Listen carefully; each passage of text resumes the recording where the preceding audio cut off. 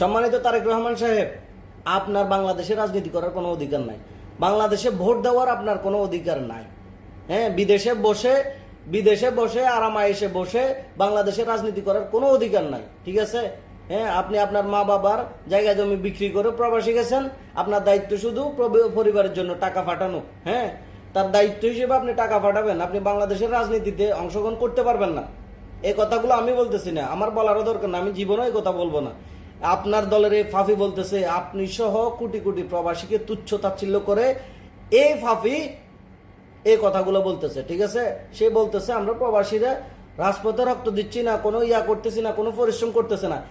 মানে আমি গালি দিচ্ছি না আপনার দলের এই ইয়াকে, ফাফিকে। ঠিক আছে? সেই জুলাই আগস্টে জানে না প্রবাসীরা কি করছে মধ্যপ্রাচ্যে। এখনো মধ্যপ্রাচ্যের অনেক কারাগারে প্রবাসীরা আছে।